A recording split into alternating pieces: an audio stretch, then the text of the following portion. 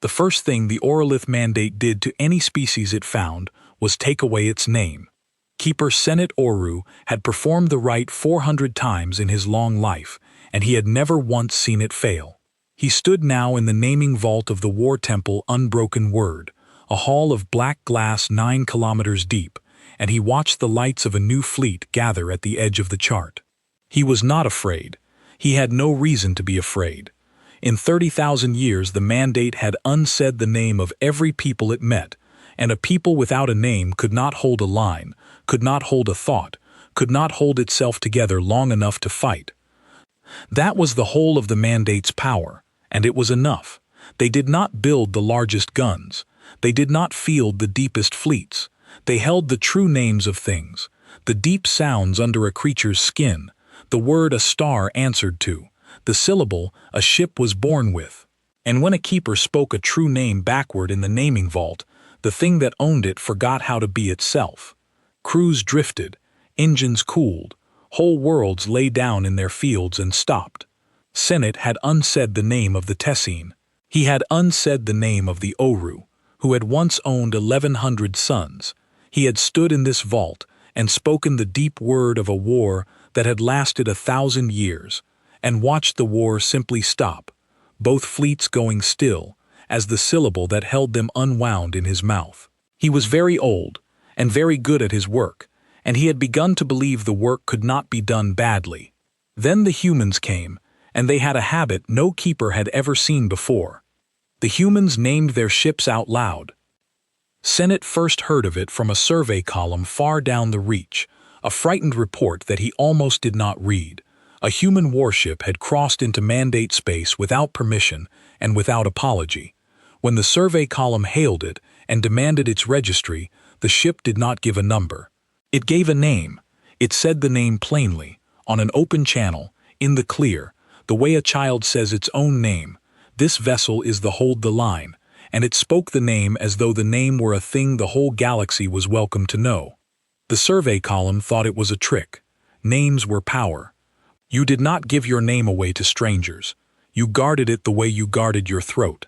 A species that handed its true names to anyone who asked was a species that had already lost, because anyone who held your name could unsay you, and there was nothing in the dark more careless than that. So the Mandate sent a keeper down the reach to take the name and end the thing, the way it had ended 400 things before. The keeper's name was Veshral, and he was younger than Senet, but no less skilled, and he carried with him the full right of unsaying. Veshral never came back. What came back instead was a recording, and the recording was the reason Senet Oru now stood in the deepest naming vault the Mandate owned, with 11 other keepers around him, watching a single human warship cross the chart toward the heart of an empire that had never lost a war in 30,000 years. Senet had watched the recording 40 times. He watched it again now, on a small screen at his hand, while the great chart above him showed the human ship closing. He had memorized it. He could not stop watching it, the way a creature cannot stop pressing a wound to feel whether it still hurts. The recording opened on Veshral's vault, a smaller vault than this one, in a war temple far down the reach. Veshral was a careful keeper, and the recording showed him doing everything right. He had hailed the human ship. He had taken its name from the open channel, where the humans were giving it away to anyone who would listen.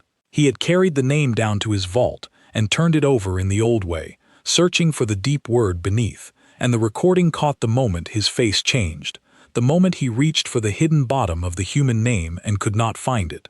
A keeper learned that look only once in a career, the look of a man who has put his hand where the floor should be and felt nothing there. Veshral had pressed on anyway. That was what Senet could not stop watching. Veshral had been afraid. You could see the fear in him, and he had pressed on anyway, because the law was the law, and a keeper who doubts the law is no keeper at all. The recording was short. In it, Veshral spoke the unsaying. Senet had heard the unsaying 10,000 times, and it always sounded the same, a low backward word that made the air go thin. Veshral spoke the deep word of the human ship, the name he had pulled from its hull and its drives and the long sound of its crew, and he spoke it backward in the proper way, and he waited for the ship to forget itself. The ship did not forget itself. The ship answered. A human voice, calm and almost kind, came back across the channel, and it said a thing that no species the Mandate had ever met had said. It said, "You can't unsay a name we chose on purpose. You can only unsay a name a thing was given. We weren't given this one. We picked it, and we know exactly what it means." Then the recording ended, because Veshral's war temple ended, opened from end to end by a single human ship that the Mandate's oldest and surest weapon had not so much as scratched.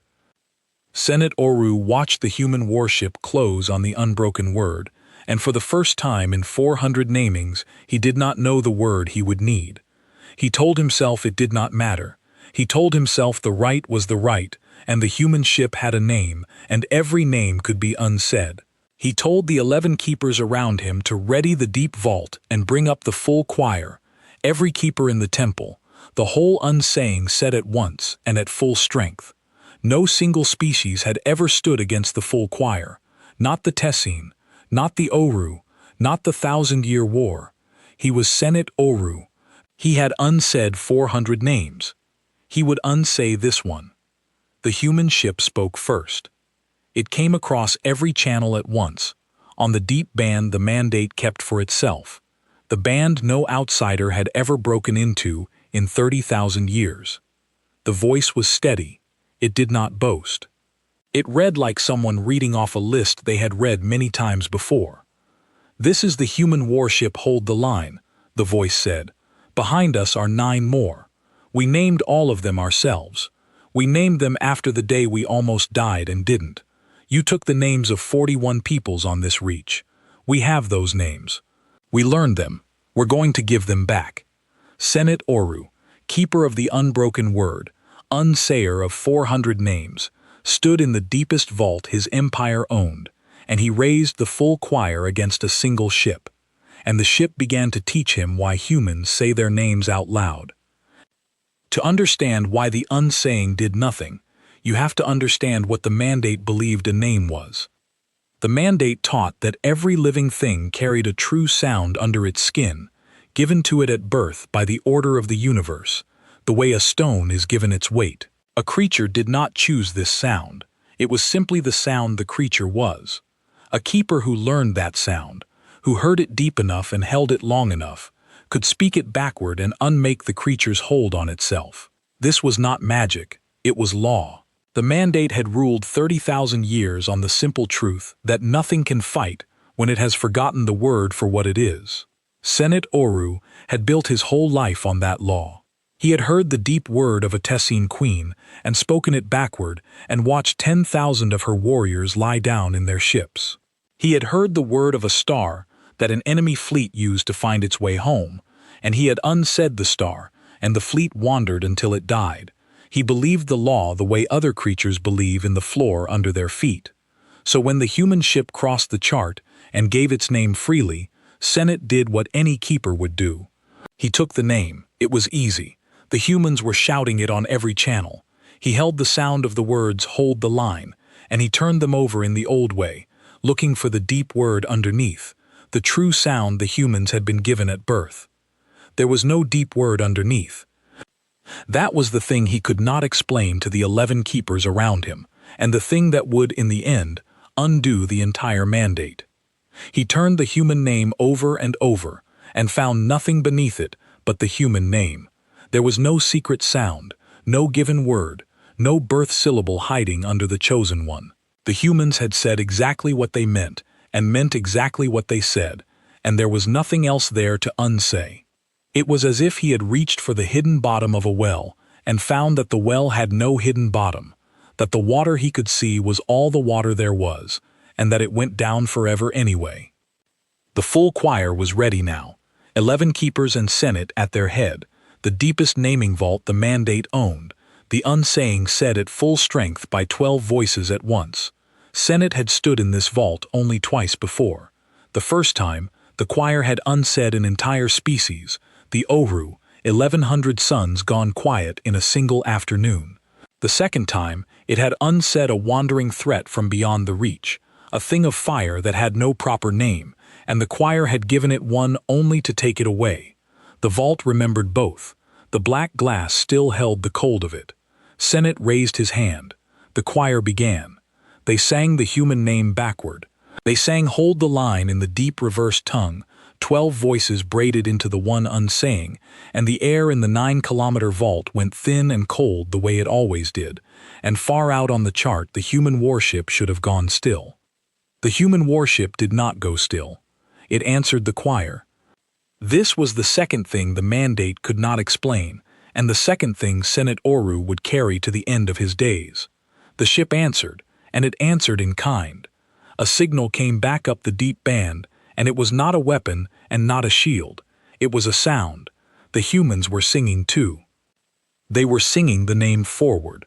While 12 keepers said hold the line backward, 940 human voices aboard the warship said it forward. All together, the crew and the captain and the cooks and the wounded, every soul aboard saying the ship's own name out loud at the same moment. And the forward saying was louder than the backward unsaying, not because there were more of them, though there were, but because the humans meant it, and the keepers only knew it. Senate Oru had spent 400 years learning names. The humans had spent the length of a single voyage choosing one, and the choosing turned out to be the stronger thing. The unsaying broke against the human ship like water against a wall. Senate felt it break. He felt the cold word leave his mouth and find no purchase, felt it slide off the ship the way the survey column's report had said, and for the first time in his life he understood, with his whole body, what the human voice had told the dead keeper Veshral. You can only unsay a name a thing was given. We picked this one. We know what it means. The choir faltered. One keeper, an old one named Orel, stopped singing and stood with his mouth open, and the silence where his voice had been was a small terrible wound in the unsaying. Senate did not stop. He raised his hand higher, called the choir louder, threw the full weight of 30,000 years of law against 10 human ships, and the captain of the Hold the Line spoke to him by name. Keeper Senate Oru, the human said. The voice was a woman's, even and unhurried. It used his name the way the humans used everything, plainly, in the clear, with no fear of giving it away. We know your name too. We learned it the same place we learned the names you took. We're not going to unsay it. We don't do that. We're going to ask you to stop. Senate had never in his life been asked to stop. He had only ever been the one who stopped things. The captain's name, he would learn, was Idala Voss, and she commanded the lead ship of a thing the humans called the naming fleet, and she had crossed the entire reach to do one specific job. She told him the job now, while the choir sang and the unsaying failed, and the black glass held the cold. She told him the way you tell a child a thing they should already know. You took the name of the Tessin, she said. You took the name of the Oru. You took the name of 39 other peoples on this reach, and you unsaid them, and you scattered them, and they forgot the word for what they were, and they could not hold a line, and you walked over them. We found them. We found what's left of them. They're still out there, drifting, peoples who don't remember their peoples. And we did a thing your mandate never thought anyone would do. We learned their names, the real ones, the chosen ones, and we're giving them back. The chronicler, listening on the War Temple Bridge, noticed the thing about her voice that he would never be able to explain to anyone who had not heard it. She was not threatening Senate. He had heard threats his whole life, the cold purr of the strong over the weak, and this was not that. She spoke to the last keeper the way you speak to someone who has been doing a terrible thing for so long that he no longer knows it is terrible, the way you might speak to a friend you found drowning a creature and who looked up at you with honest confusion, not understanding why you were upset. There was no cruelty in her, and somehow that was worse than cruelty, because cruelty Senate could have answered. He had no answer for being spoken to, as though he were the one who needed help. Tell me their names, then, Senate said, and the chronicler heard the sneer in it, the last pride of a keeper who still believed the law would hold. Tell me the name of the Tessin. You cannot. The Tessin name is unsaid. It is gone. I unsaid it myself, in a vault not unlike this one, 200 years ago. There is no Tessine name left in all the dark. And Idala Voss said the Tessine name. She said it plainly, forward, in the clear, the chosen name the Tessine had picked for themselves 1100 years before. The name Senet had unsaid with his own voice and believed was gone forever. The chronicler did not know the Tessine name before that moment, and he never forgot it after. It rang across the open band, whole and bright and beyond unsaying, and on the gun decks of the choir guard, where Tessine crews had served the deep word for 200 years without knowing why, something began, very quietly, to wake. Senet Oru went silent. He had said the name was gone. He had unsaid it himself, and a human had just spoken it back into the dark, whole, as though it had only ever been waiting for someone to remember it out loud. Senet Oru lowered his hand. The choir, hearing the change in him, faltered into silence one voice at a time. "You cannot give a name back," he told her, and even as he said it he heard how it sounded, like a man insisting the sun could not rise because he had never seen it do so. "A name unsaid is gone. That is the law. It's your law," Idala Voss said. "It was never ours." And then she told him the thing that ended the conversation and began the war. "We've already given 4 of them back," she said. "The Tessine remember their name now. We sailed to where they were drifting and we said their true name to them, the one they chose for themselves a long time ago, before you took it, and they woke up. They're rebuilding. The Oru are next. We're working through the list. Your reach has 41 unsaid peoples on it, Keeper. We're going to give all 41 of them their names back, one at a time, and there is nothing your choir can do to stop us, because you can only unsay what was given, and a chosen name doesn't have a back to it. We figured that out. It took us about a week." The deep vault was silent now. 12 keepers stood in 9 kilometers of black glass and listened to a human woman explain that the one weapon their empire had ever needed did not work and had never worked on anything that knew its own mind, and that the only reason it had worked for 30,000 years was that no one the mandate met had ever bothered to choose. Senet Oru did the only thing left to a keeper whose word had failed. He gave the order to fire. The unbroken word was not only a temple, it was a war temple, the largest the mandate owned, 4 kilometers of black glass and old iron, and it carried the guns to match its faith. It carried lance arrays that could open a moon. It carried a screen of 900 lesser ships, the choir guard, sworn to die in the deep word's defense. The mandate had not relied on guns in 30,000 years, but it had never thrown them away, and now Senet called them up, all of them, the whole weight of the war temple and its 900 guards, against 10 human ships that had crossed the reach to hand out names. The hold the line did not flinch. "Watch," Idala Voss said. "Not at us, at the names." And the first thing the humans did, before a single shot, was the thing that broke the choir guard without firing on it at all. They began to broadcast the names, not the unsayings, the names, the true, chosen names of 41 peoples the mandate had erased, read out plainly on every channel, in the clear, the way the humans said everything. The hold the line and the 9 ships behind it began to read the list, and the list was long, and each name on it was a people the mandate had unsaid and scattered, and the humans said each name forward, the way the people themselves had chosen it, with the care of someone returning a thing that had been stolen. Aboard the 900 ships of the choir guard were crews drawn from the conquered reach. The mandate did not waste good hands. It unsaid a people's name, scattered them, and then gathered the drifting survivors and folded them into its own service, nameless, obedient, holding no line because they had forgotten there was a line to hold. The choir guard was full of such crews, Tessine, Oru, 39 others, folded, nameless, sworn to the deep word that had taken everything from them, and the humans read their names out loud. Senet Oru watched it happen on the vault's great chart, and he did not understand it at first, because it had never happened before. A ship in the choir guard's 3rd rank went still, then another, not destroyed, not fired upon, still, as though the crew had simply stopped.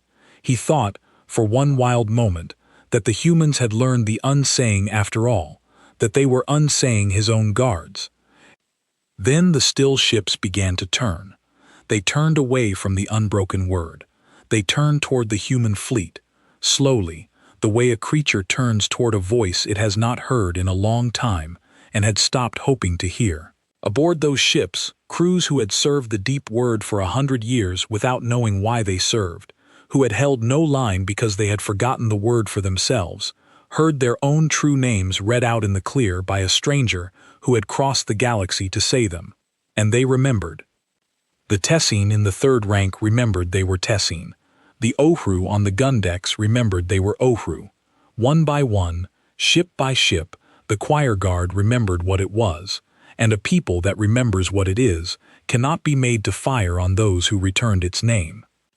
The chronicler who recorded all this served aboard the Unbroken Word, a name clerk of the third rank, and he watched the awakening from the War Temple's own bridge, and he wrote down what it looked like from the inside of the thing that was breaking.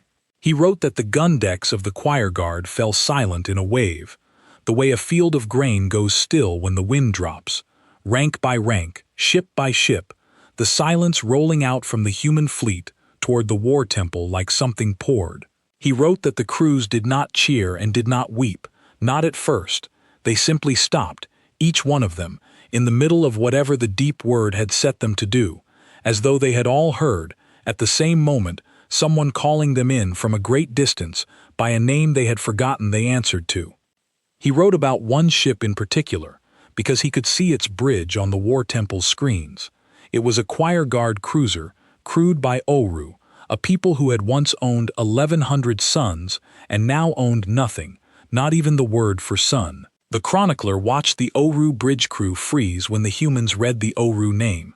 He watched an old Ohru gunner, who had served the deep word for 100 years and fired on whatever the mandate aimed him at, lift his head from his station and look around the bridge as if seeing it for the first time. He watched the old gunner's hands come off the gun, and he watched the old gunner say something to the crew around him. A single word. The chronicler could not hear it, but he could read the shape of it, and the shape of it was the Ohru name, and every Ohru on that bridge said it back.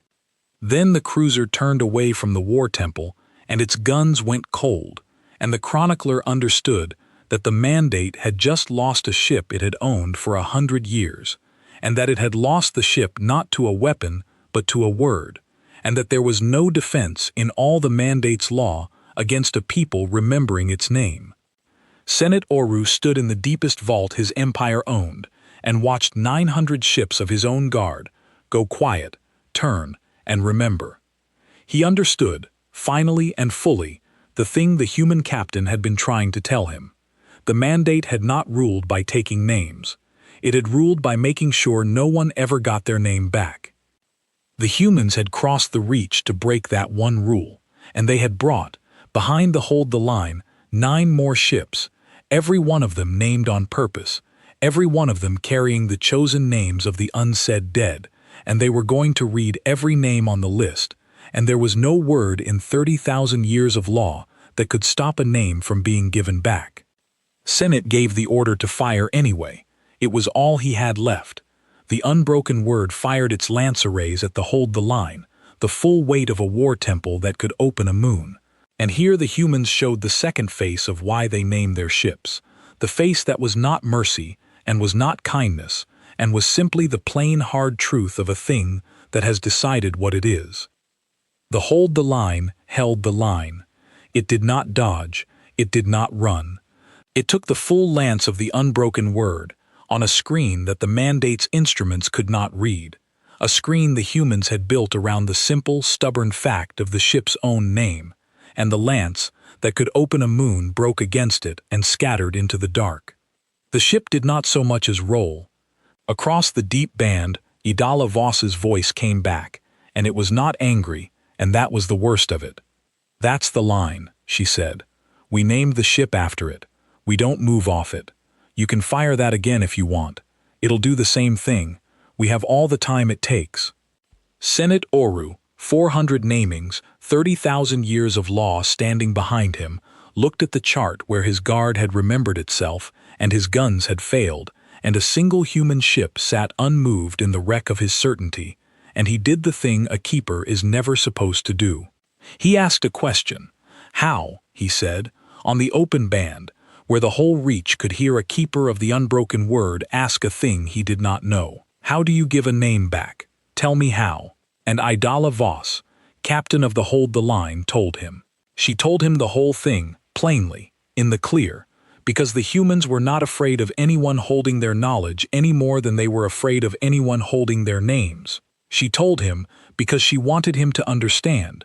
She told him because understanding was, in the end, the weapon she had crossed the galaxy to use. It's not hard, she said. That's the part you're going to hate. It was never hard. A given name has a back to it, because somebody chose it for you and you can take it away the way they put it on. But a name a people chooses for itself doesn't work that way. It doesn't sit on top of the people. It comes up out of them. You can't unsay it, because there's no place to stand to say it backward. It isn't on the surface. It's the whole well, all the way down. You spent 30,000 years unsaying the names people were given, and you never once met a people that had chosen, because the second a people chooses, you can't touch them, and you didn't want anyone to know that. So you made sure nobody ever got far enough to choose. The vault was silent. The keepers did not move. We name our ships out loud, Idala Voss said, because a thing that has chosen its name out loud, in front of everyone, can never be unsaid. That's not a tradition. It's armor. We learned it a long time ago, fighting things a lot worse than you, and then we sailed your reach and found 41 peoples you'd unsaid, drifting, nameless, and we realized your whole empire was just one long bet that nobody would ever figure out the trick, so we figured out the trick. And now we're here. She paused. Give them back their names, Senate Oru, she said. All 41, out loud, in the clear, or we'll do it for you, ship by ship, and you'll watch your whole empire remember what it is, and there won't be a mandate left to unsay anything ever again. He thought of the boy he had been before the order took him, and he pushed the thought away, because a keeper who thinks of the boy he was cannot unsay anyone, and Senate Oru still believed, in that moment, that the unsaying could be made to work if only he found the right word. He sent for the deep records.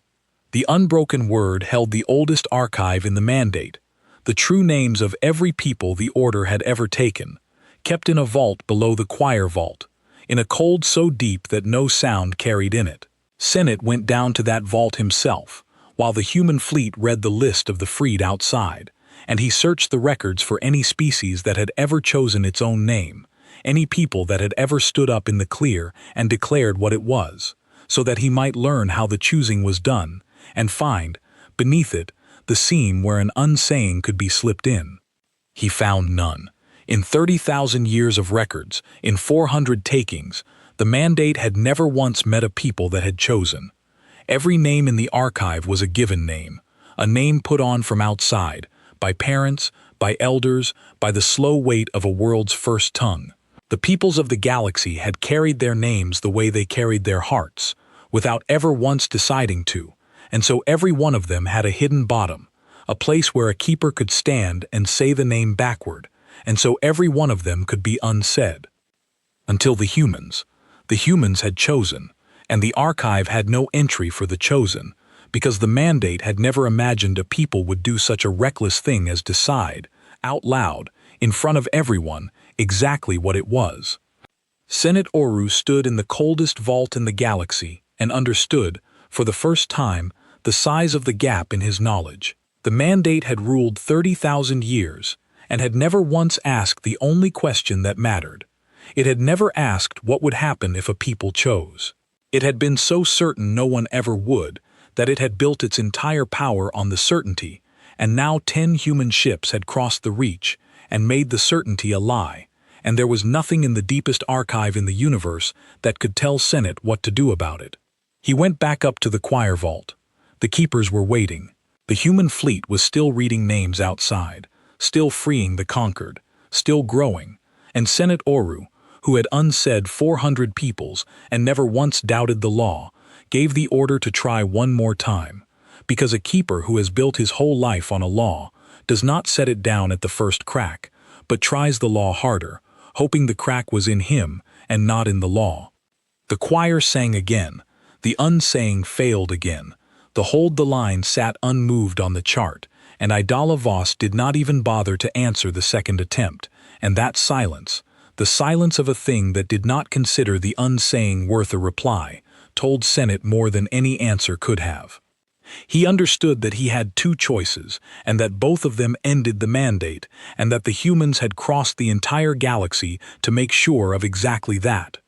Senate Oru did not give back the names. Not then. A man does not unbuild 30,000 years in an afternoon, even when he has seen the proof with his own eyes. He withdrew the unbroken word into the deep dark of the Reach, gathered what remained of his guard, and called the whole order of keepers to the question.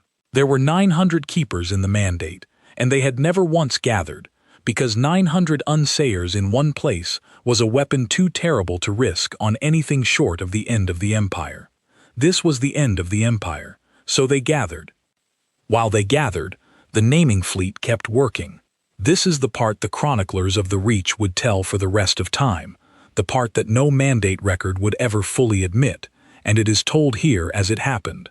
The humans did not chase the unbroken word. They did not pursue the keepers. They did not waste a single hour on revenge. They went, instead, to the drifting peoples, and they gave back the names, one at a time, in the order the names had been taken. They went first to the Tessine, who had already begun to wake, and they finished the waking. The hold the line came to the cold gathering of nameless ships that had once been a Tessine fleet, ships that drifted with their crews half alive, holding no line, remembering nothing, and Idala Voss read the Tessine name forward on every channel until the whole drifting fleet heard it. Not the mandate's number for them, their own name, the one the Tessine had chosen for themselves 1100 years before, the name a keeper had unsaid in a black vault and thought was gone forever. The chronicler who recorded it wrote that the waking sounded, on the open band, like a single long breath, drawn by 10,000 throats at once. The breath of a people remembering it had a chest to breathe with. The Tessine ships came alive. The crews stood up at stations they had manned for 100 years without knowing why, and the first thing the Tessine did, with their name back in their mouths, was the thing the mandate had spent 30,000 years making certain no one would ever do. They named a ship. They took their oldest hull, the one that had drifted longest and remembered least, and they gave it a name out loud, in the clear, on every channel, so that the whole Reach could hear it, and no keeper could ever unsay it. They named it the word we kept, and the naming of that one ship was, the chronicler wrote, the moment the mandate truly began to fall, though the mandate did not yet know it. Because a named ship is a free ship, and a free ship makes more. The chronicler followed the freeing from a distance, because the unbroken word shadowed the human fleet now, watching, not yet ready to fight again, and not yet able to look away. He watched the humans work, and he set down the method, because it was the method that ended his empire, and he wanted the record to be honest. The humans did not arrive at a drifting people and simply broadcast a name and leave. The chronicler had expected something like the unsaying, a single great act done from a distance, a word said and a result delivered. That was the mandate's way, and the mandate had assumed everyone's way was the same. The humans did not work like that. The humans came slowly, and they came close, and they came carefully, the way you approach a creature that has been hurt for a long time and has learned to flinch from any hand. They learned the name first. That was the slow part, the part that had taken them years. A people that has been unsaid does not remember its own name to tell you. The name is gone, scattered, unsaid in a black vault a long time ago. So the humans went into the old records, the broken ones, the half-burned ones, the ones the unsaid peoples had carried without understanding, and they pieced the chosen name back together from the pieces, the way you mend a shattered thing by finding every shard and fitting it to its neighbor. The chronicler learned that the humans had a whole ship in the fleet, given over to nothing but this, a ship they had named the Long Redding, crewed by people who did nothing but find and fit and recover the chosen names of the lost, and that some names had taken them years to mend, and that they had mended them anyway, because the work was the thing they had crossed the galaxy to do.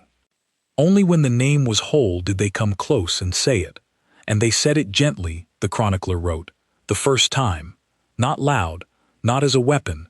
They said it the way you say a sleeper's name to wake him without frightening him, low and warm and sure, over and over, until the drifting people heard it, and stirred, and began, slowly, to remember that the sound belonged to them.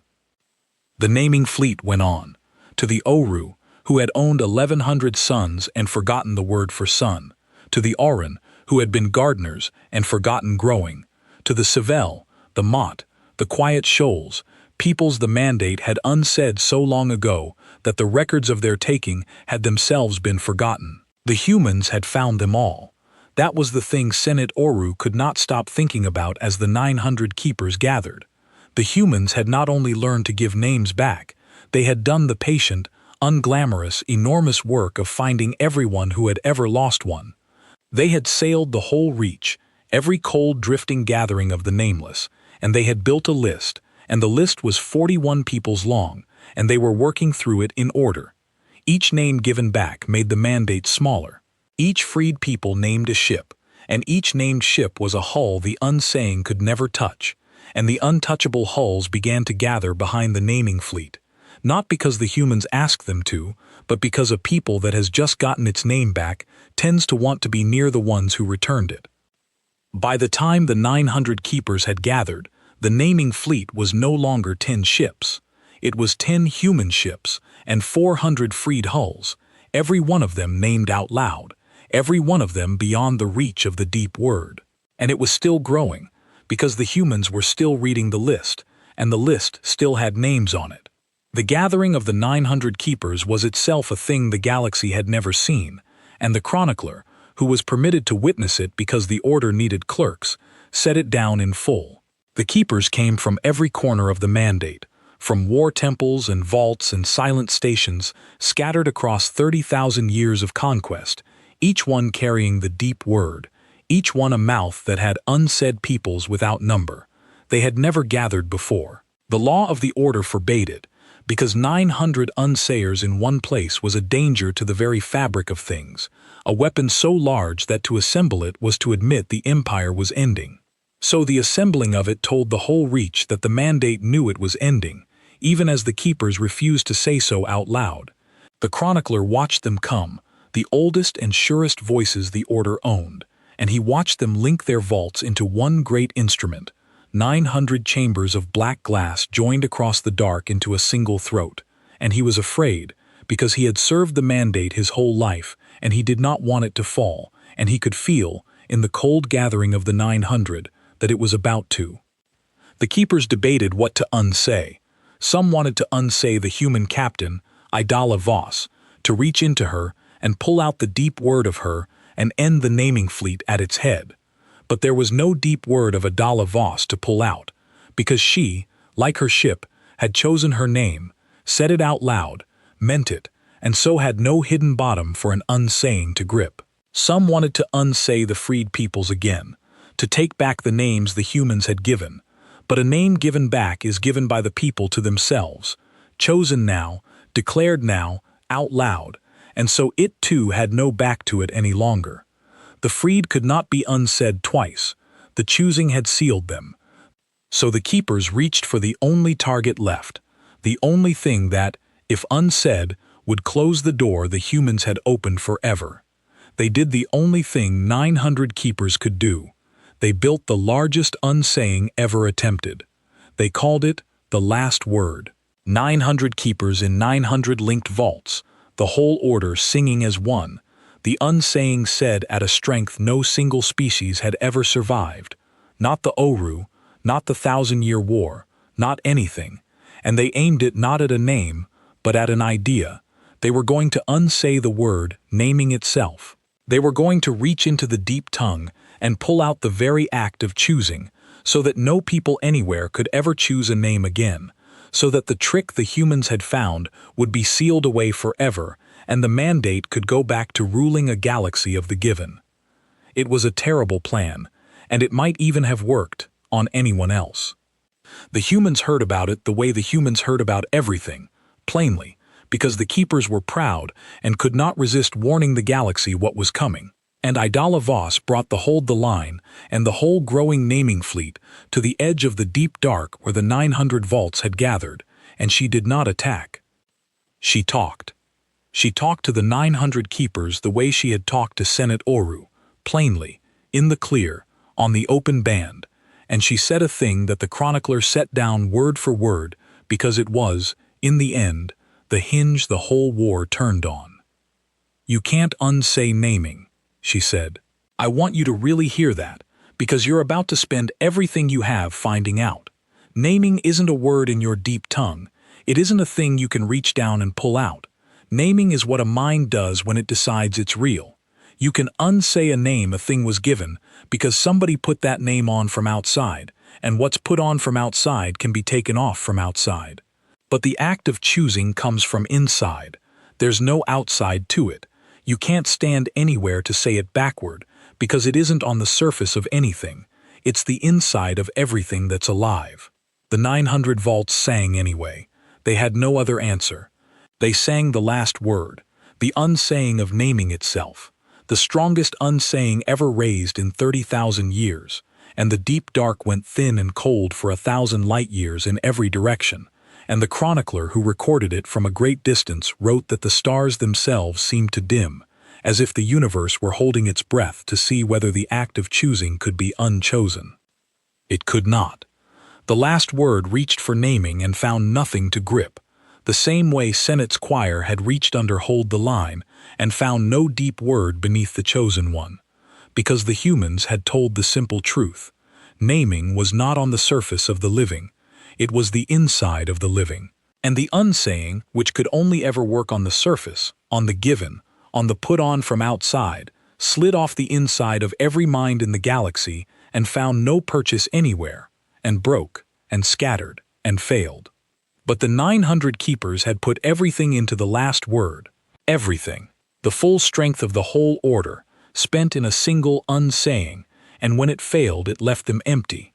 900 vaults gone silent, 900 keepers who had thrown the entire weight of their faith at the one thing that could not be unsaid and had nothing left to throw. And the naming fleet, 400 freed hulls and growing, every one of them named out loud and beyond the deep word forever, sat in the deep dark and watched the largest weapon in the history of the Mandate fail against the simplest truth in the galaxy. Here is where another fleet would have fired. Here is where the chronicler, who had served the Mandate his whole life and expected the worst, braced for the human guns to open and the 900 vaults to die. The human guns did not open. Idala Voss came back on the open band, and her voice was the same as it had always been, even and unhurried and plain, and she said a thing that the Mandate would spend the rest of its short remaining life trying to understand. "We're not going to unsay you," she said. "We're not going to kill you either. We could. You're empty. You spent everything. We could open all 900 of those vaults right now, and there's nothing you could do about it. But we didn't cross the galaxy to take names away. We came to give them back. So here's what's going to happen instead." And then the Hold the Line, the lead ship of the naming fleet, the warship the humans had named after the day they almost died and didn't, did the thing that finished the war without firing a shot. It read the keepers their own names. Not backward, forward. The chronicler did not understand at first, and neither did the keepers, and neither, watching from his withdrawn war temple, did Senate Oru.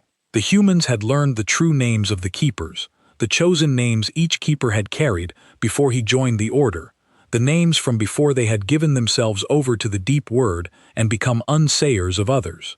Most of them had forgotten those names. The order took your name when you joined it. It made you a keeper and nothing else, a voice for the unsaying, a mouth for the Mandate, and it unsaid the person you had been, so that nothing remained but the work. The Mandate had done to its own keepers exactly what it did to everyone else. And the humans, who had spent the war giving names back to the conquered, now gave names back to the conquerors, one at a time, reading each keeper his own forgotten chosen name forward on the open band, the name from before the order took him, the name he had picked for himself when he was young and free and had not yet learned to take names from others. The chronicler wrote that the silence in the deep dark after the first name was the loudest silence he had ever heard. The chronicler had not known, until that moment, that the keepers had names. He had served the order 40 years and had never once heard a keeper called anything but keeper. He had assumed, the way everyone in the mandate assumed, that a keeper was a keeper and nothing else, a voice with no person behind it. He learned, in the deep dark, watching the humans read the names, that this was the cruelest of all the mandate's unsayings, and the most hidden, because it had been done to the order itself, to its own faithful, and the order had not even known it was a wound. When a person joined the keepers, the order took his name. It said the name backward in a vault, the way it unsaid the conquered, and it unsaid the person the new keeper had been, so that nothing was left but the work. The order called this becoming a keeper. The humans, the chronicler realized, would have called it the same thing the mandate did to everyone else. The order had ruled the galaxy by unsaying the conquered, and it had built that rule on unsaying its own, on making 900 people forget they had ever chosen to be alive, so that they could spend their lives making others forget the same. The humans read the names anyway. They had found them, the way they found everything, in old records and broken files, and the long, patient work of looking. They read each keeper the chosen name from before the order took him, the name he had picked for himself when he was young and free, and the chronicler watched it land. The first keeper to hear his own name remembered, the way the Tessine had remembered, the way the Ohru had remembered, the way every freed people in the Reach had remembered. He remembered who he had been before the work. And a keeper who remembers who he was before the work cannot unsay anyone, because the whole of unsaying rests on having forgotten that you, too, are a thing that chose to be alive. The chronicler watched a thing he never forgot. The first keeper to remember, an old one, older even than Senate, did not rage at the humans and did not thank them. He simply looked at his own hands, the hands that had unsaid peoples without number, and he said his own name once, quietly, to himself, trying it out, the way you try a coat you have not worn in 50 years, to see if it still fits. And then he wept, not for himself, the chronicler thought, but for all the names he had unsaid while he had no name of his own, to remind him what unsaying cost. He wept the way a man weeps who has woken from a long sickness and seen, for the first time, the wreckage he made while he was ill. One by one the others followed. One by one, in the deep dark, the 900 keepers of the mandate heard their own names read back to them by the people they had crossed the galaxy to break, and one by one they remembered, and one by one they laid down the deep word, not because they were beaten, but because you cannot unsay a name while remembering your own.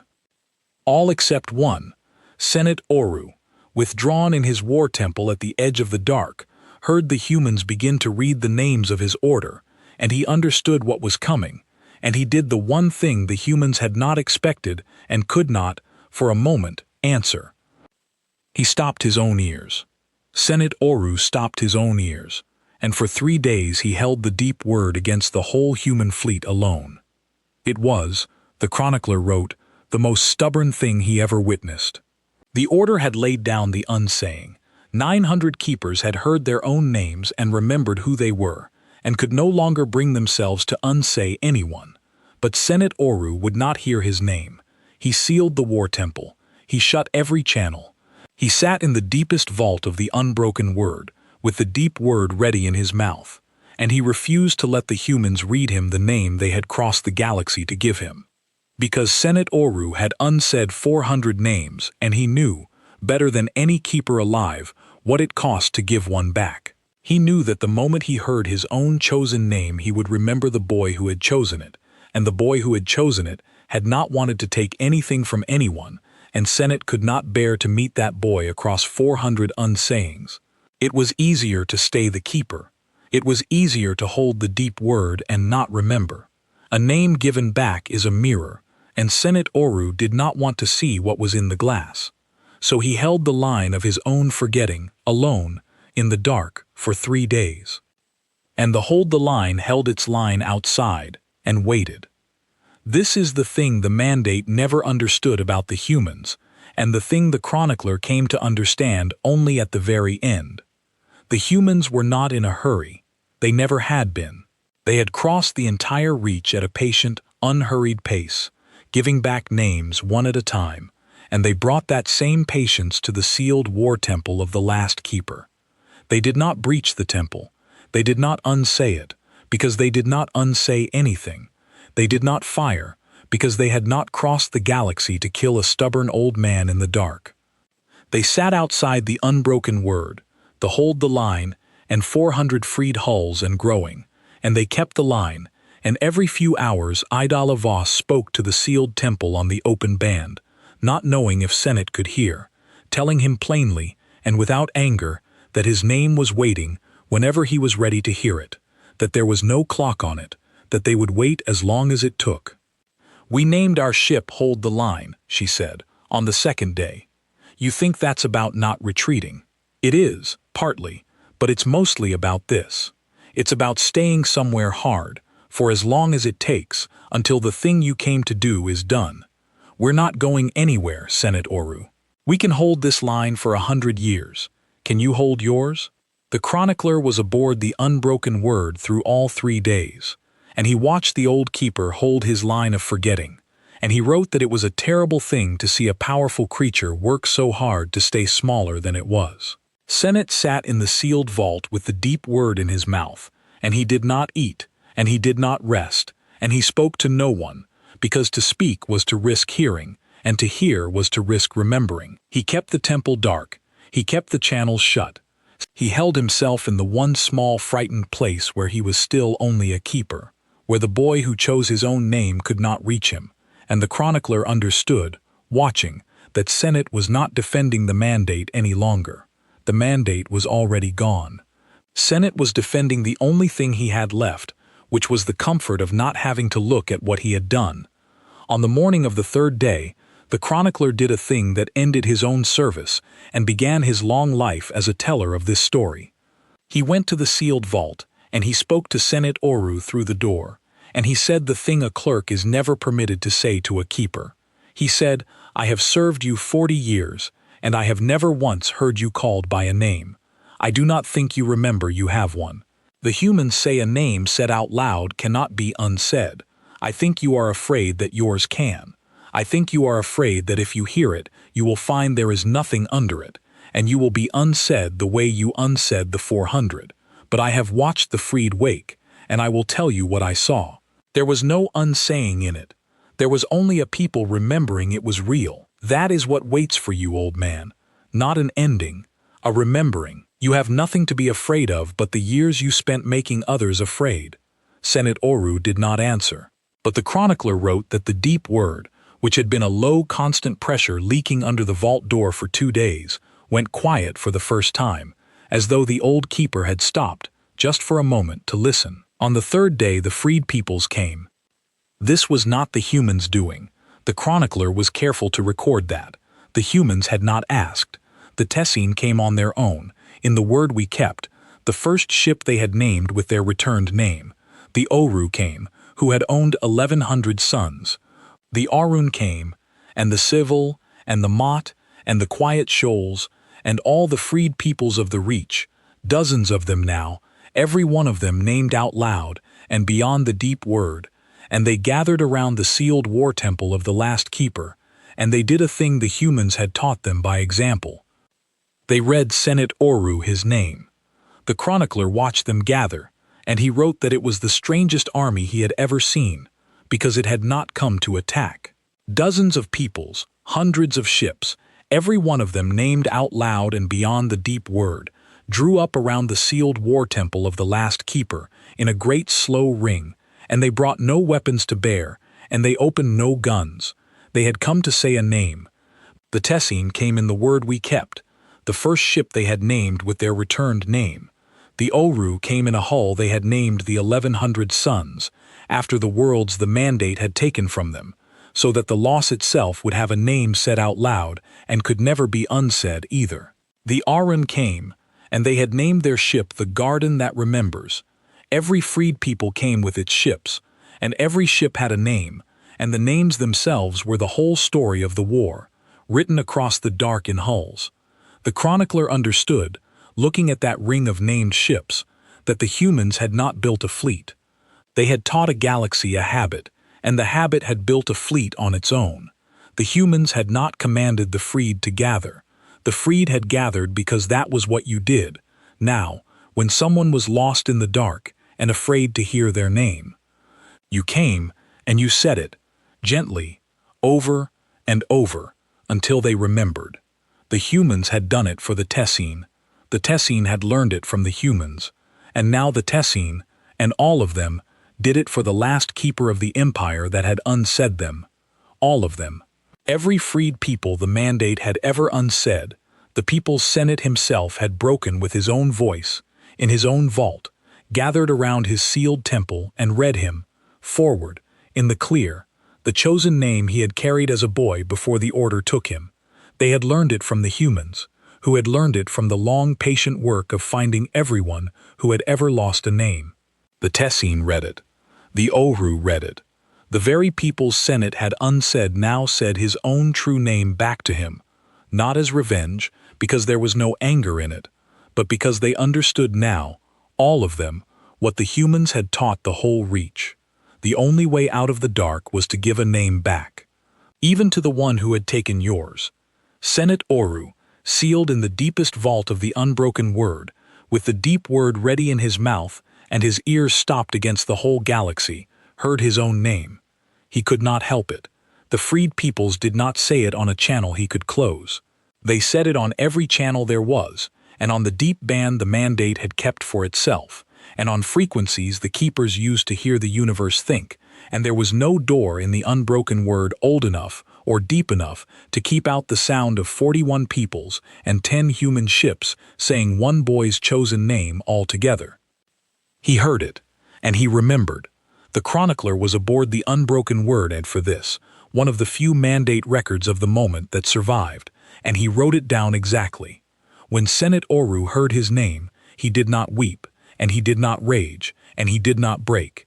He simply set down the deep word. He had held it in his mouth for 3 days and 400 years, and he set it down the way a very tired man sets down a stone he has carried too long. And for the first time since he was a boy, Senate Oru remembered that before he was a keeper, before he was an unsayer, before he was the voice of the mandate, he had been a person who chose his own name. He opened the war temple. He opened it from the inside, every door, every channel, the deepest vault, to the open dark, and he came out onto the open band, and the whole reach heard the last keeper of the mandate speak the thing no keeper had ever said in 30,000 years. "I remember my name," Senate Oru said, and then, because he was old and honest and had nothing left to hold, "I am sorry. I unsaid 400 peoples. I cannot give them all back. I do not have the time."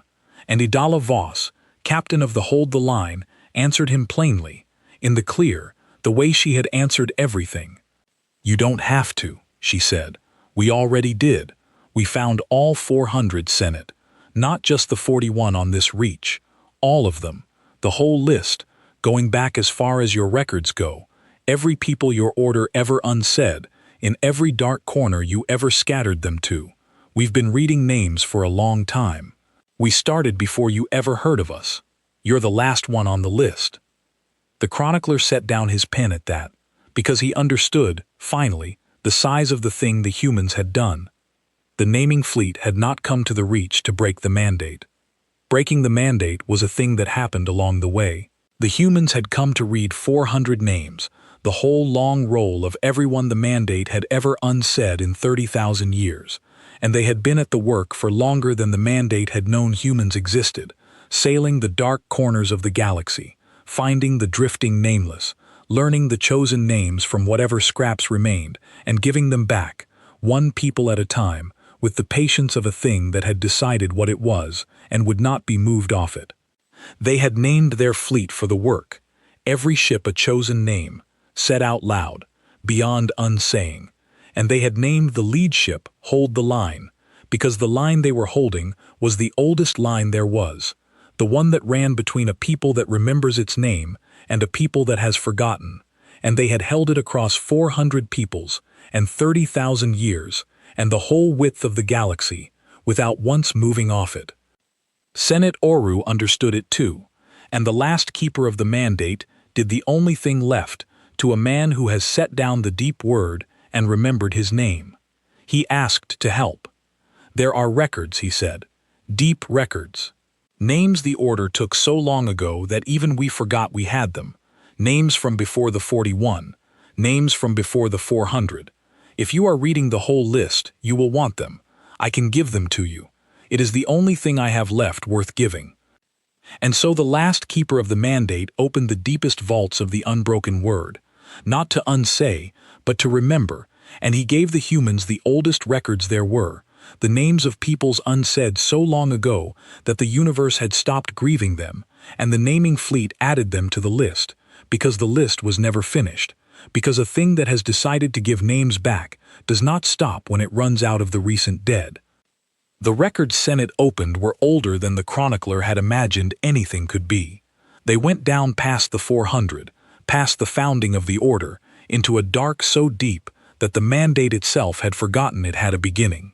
And in the very oldest of them, in a vault below the vault below the vault, Senate found the thing that explained the whole empire, and he gave it to the humans, and the chronicler wrote it down, because it was the last secret the mandate had to give. The mandate had begun, 30,000 years before, as a frightened people. That was the secret. The founders of the Order had not been conquerors. They had been a small people, hunted in the dark by something worse than themselves, something that had learned to find them by their name and unsay them one at a time. The founders had hidden their name to survive. They had buried it so deep that even they forgot it, and in forgetting it, they had survived, because a name no one remembers cannot be used against you. And then, having saved themselves by forgetting, they had looked out at a galaxy full of peoples who still remembered their own names, who still said them, who still carried them in the open like creatures who had never been hunted, and the founders had felt the old terror, and they had done to others what had been done to them. They had unsaid the remembered, one people at a time, because a galaxy that remembered was a galaxy that frightened them, and a galaxy that had forgotten was a galaxy they could finally feel safe in. The whole mandate, the chronicler understood, was 30,000 years of one frightened people trying to make the universe as forgetful as it had made itself, so that nothing in the dark would ever again carry a name that could be hunted. The empire was not cruelty. It was fear, grown old, grown vast, grown into law, and the humans had crossed the galaxy carrying the one thing that fear could not answer, which was the open hand of a people who had also once been hunted in the dark, and had chosen, instead of hiding, to stand up and say its name out loud and dare the dark to come. Senate Oru wept when he gave the humans that record. He was old, and he had unsaid 400 peoples, and he had only just learned that he had done it all out of an inherited fear so old that the people who first felt it were 30,000 years dead. The humans did not blame him for it. That was the thing the chronicler could never get over. They knew, now, where the mandate came from, and they did not blame the last keeper for the fear of his founders. They only read the names and gave them back, and added the founders themselves to the list, because even the first frightened people who started the whole long unsaying had once had a name before they buried it, and the humans meant to find that one too.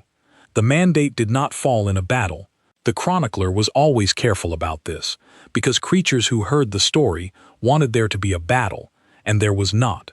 The mandate fell because a name given back is a free thing, and a free thing makes more free things, and you cannot rule the free with a weapon that only works on the forgotten. One people at a time, the mandate remembered what it was, the conquered and the conquerors alike, and a galaxy that remembers its names cannot be unsaid. There was only one thing left to do, and the humans did it the way they did everything, plainly, and out loud, and beyond unsaying forever. They named the last ship. The last ship was the unbroken word itself.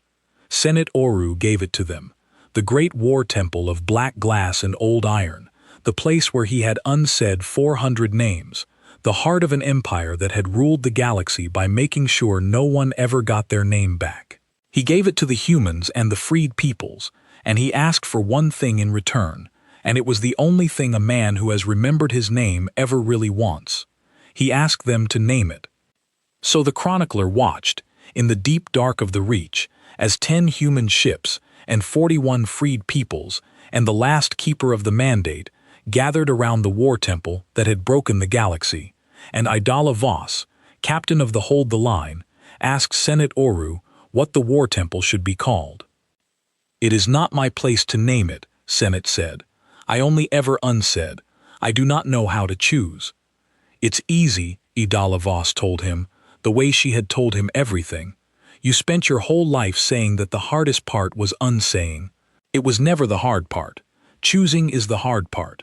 Unsaying is just forgetting on purpose. Choosing means you have to decide what a thing is, and then stand by it out loud where everyone can hear, forever, where it can never be taken back. That's why we say our names out loud. Not because it's safe, because it's the bravest thing there is. Now choose." And Senate Oru, 400 namings, 30,000 years of unsaying standing behind him, chose his first name. He named the war temple the Mended Word. He said it out loud, on the open band, in the clear, where the whole Reach could hear it, and no keeper could ever unsay it, because there were no more keepers, because the last one had just become a person who chose. He named the great black war temple the Mended Word, and the naming of it was the last act of the mandate and the first act of whatever came after. And the chronicler wrote that when Senate said the name out loud, the freed peoples of the Reach answered it the way the Tessine had answered their waking, with a single long breath drawn by 10,000 throats at once, the breath of a galaxy remembering it had a chest to breathe with. The war was over. It had been over, really, since the first afternoon, since the moment a human voice told a dead keeper that you cannot unsay a name a thing chose on purpose. Everything after that was just the long, patient, unhurried work of giving the names back, and the humans had been ready to do that work for 100 years if that was what it took, because they had named their lead ship for exactly this, for holding a hard line for as long as the work required, and they did not move off it. The chronicler stayed with the naming fleet after that, because he wanted to understand the humans, and because a chronicler who has watched an empire fall wants to know what rises in its place. And what he learned, in the long quiet seasons that followed, was the thing this whole account has been trying to tell you, the thing the galaxy learned and never forgot. He learned why the humans named their greatest warships. He had thought, at first, that it was a weapon, and in a way it was. A ship named out loud, in the clear, beyond unsaying, was armor against the deep word, and the humans had known that, and they had used it. But that was not why they did it. The chronicler asked Idala Voss directly, one quiet watch, why the humans gave away their names so freely when names were power, and any fool knew you guarded power. She told him plainly, the way she told him everything. "We don't name our ships to protect them," she said. "The armor's a side effect.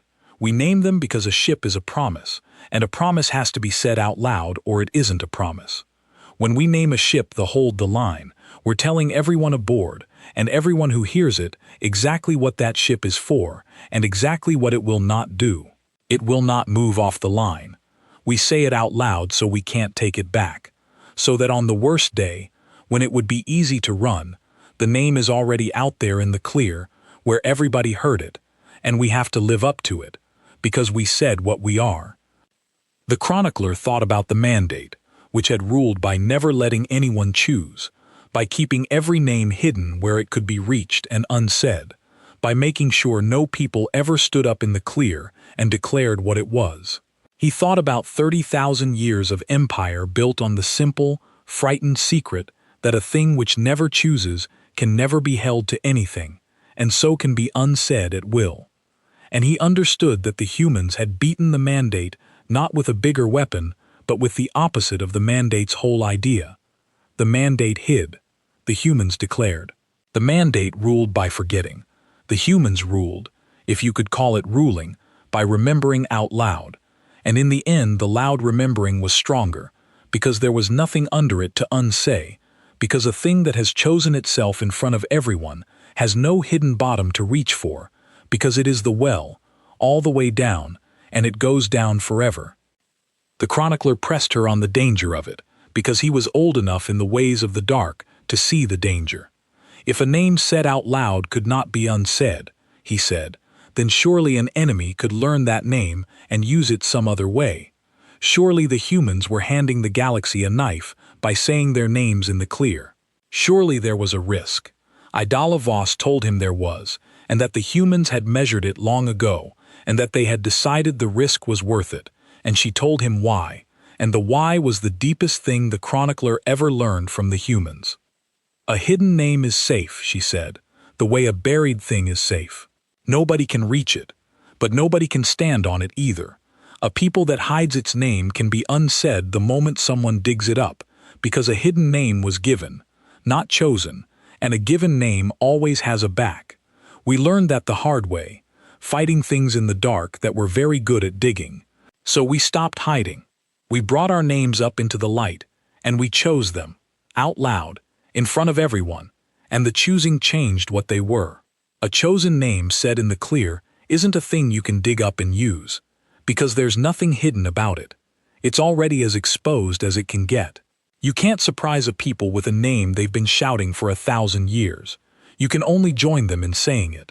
We made our names safe by making them impossible to take, and the only way to make a name impossible to take is to give it away first, completely, out loud, on purpose, to everyone.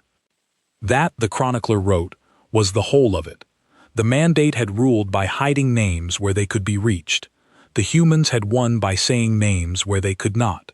And the difference between the two was the difference between a thing that fears the dark and a thing that has decided to be a light in it. The freed peoples of the Reach became something the galaxy had never seen, not an empire. The humans did not build empires, and the freed peoples had no taste for the thing that had unsaid them. They became a galaxy of the named, dozens of peoples and then hundreds, each one carrying its own chosen name out loud, each one naming its ships in the clear, and when a new people was found in some dark corner of the galaxy, drifting and nameless, the work was already understood. You found their name. You learned it. You gave it back. You said it out loud until they remembered. And then they named a ship, and the ship was free, and the galaxy was a little larger and a little louder than it had been the day before. The naming fleet kept sailing. The list was never finished.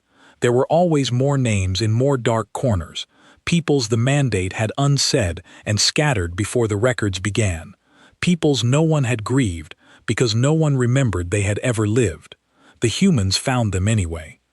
They had a patience for it that the chronicler never fully understood, the patience of a people who had decided, long ago, fighting things far worse than the mandate, that the giving back of names was simply what you did, the way breathing was what you did, not because it won anything, but because it was the thing that made you the kind of people who could stand to be alive.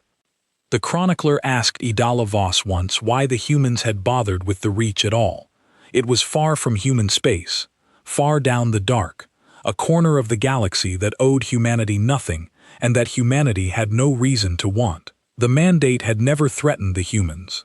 The humans could have stayed home, behind their own named ships, and let the Reach lie unsaid forever. Why come at all? Why cross the whole galaxy to give names back to peoples they had never met and would never need? Idala Voss thought about that one longer than she thought about most things. And then she gave the chronicler the only answer that was ever really an answer, and it was not a grand one, and that was why he believed it. Because somebody did it for us once, she said.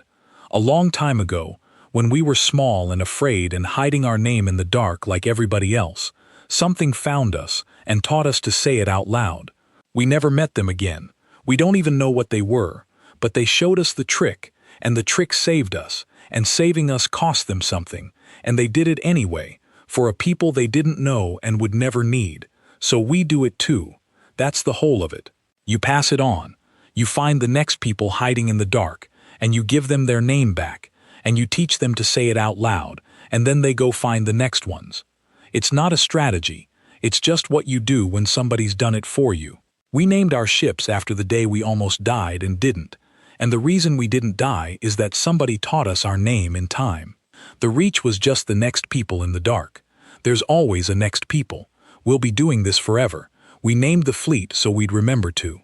The chronicler wrote that down, and then he sat with it for a long time, because he had spent his whole life inside an empire that took, and he had just been told the shape of a people that gives, and the two shapes were so different that it took him years to fully hold the second one in his mind. Senate Oru sailed with them. The last keeper of the mandate spent the rest of his long life aboard the Mended Word, helping the humans read the oldest names there were, the names from before the 400, the names from before the records, and he was good at it, because 400 years of learning how to unsay a name had taught him, better than anyone alive, how to find the true shape of a name and say it right. He had spent his whole life pulling names apart. He spent the end of it putting them back together, and the chronicler wrote that the old keeper seemed, in those last years, more at peace than any creature he had ever met, the peace of a man who had set down a stone he carried too long and remembered, at the very end, the boy who chose his own name. When Senate Oru died, he died old, by a window, on a world that had been unsaid and given back, watching a sky full of named ships, every one of them declared out loud in the clear, every one of them beyond the deep word forever. The freed peoples named a ship for him.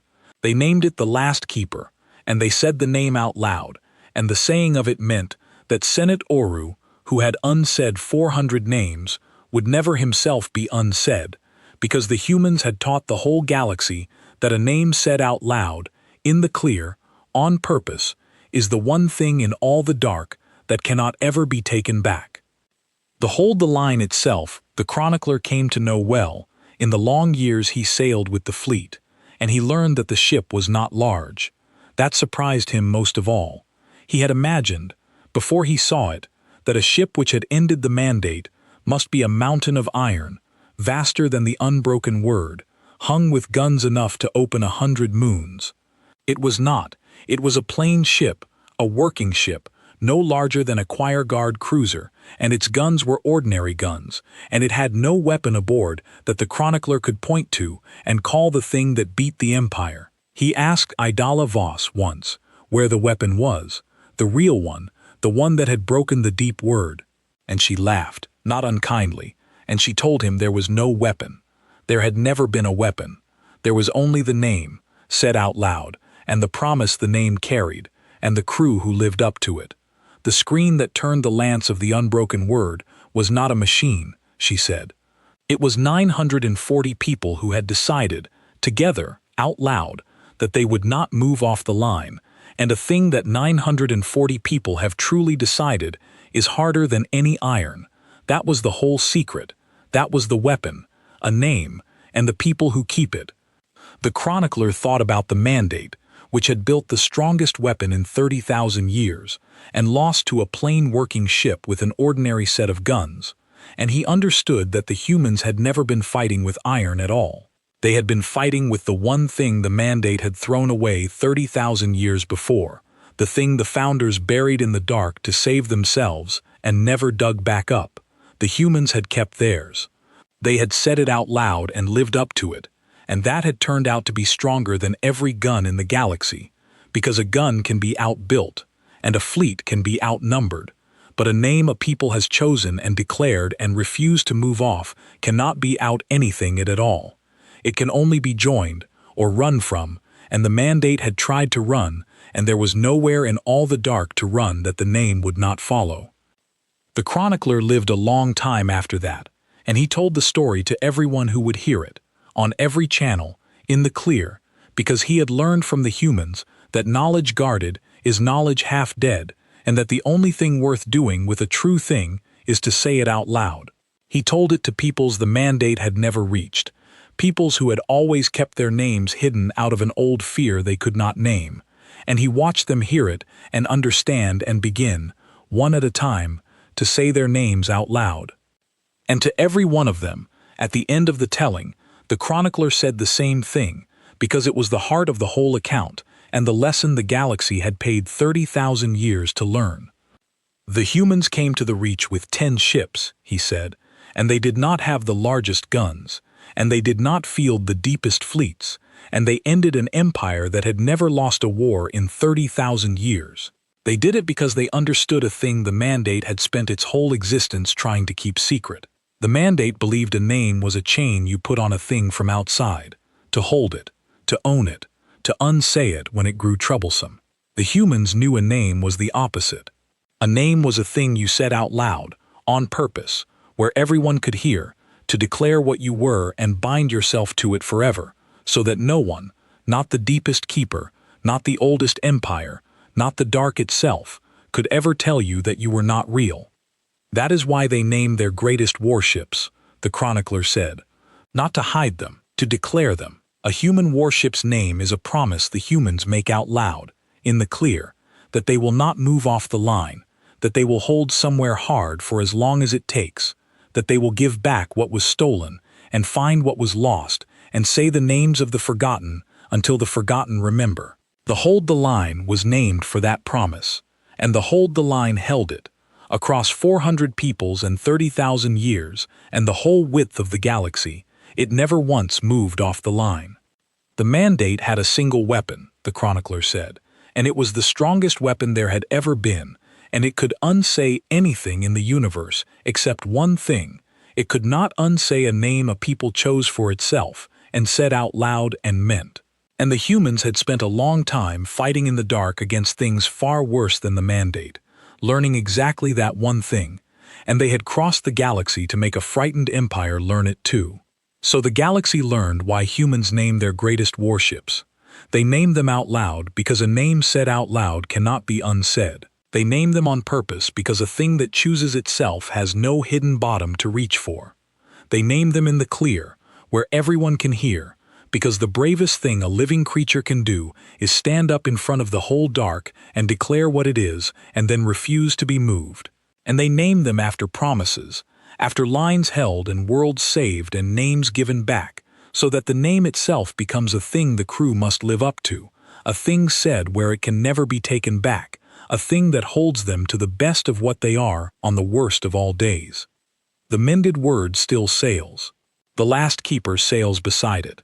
The Hold the Line sails ahead of them both, reading the list, finding the lost, giving back the names, and it has never once moved off the line, because that is what it is called, and the humans said it out loud, in the clear, on purpose, where the whole galaxy could hear, and a thing like that can never, ever be unsaid.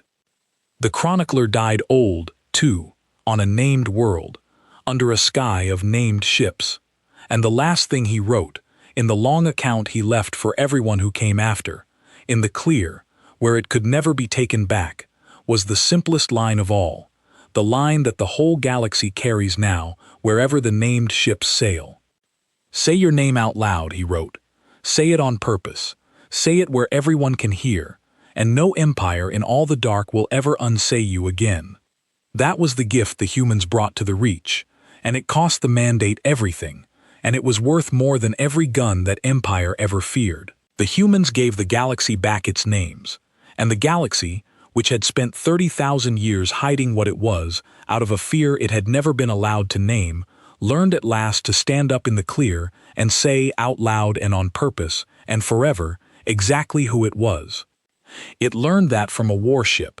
It learned it from the Hold the Line, and it never forgot, because the humans had taught it the one truth the dark could not unsay. A name said out loud is a thing that lasts. So they say their names, all of them now, the whole loud-named galaxy, every people and every ship, out loud and in the clear, the way the humans taught them, the way the Hold the Line first showed them on the day it crossed the Reach and refused to move. And somewhere out in the long dark, the naming fleet is still sailing, still reading the list, still giving back the names of the lost, holding the oldest line there is, for as long as the work takes. It always will. It said so out loud. That is its name,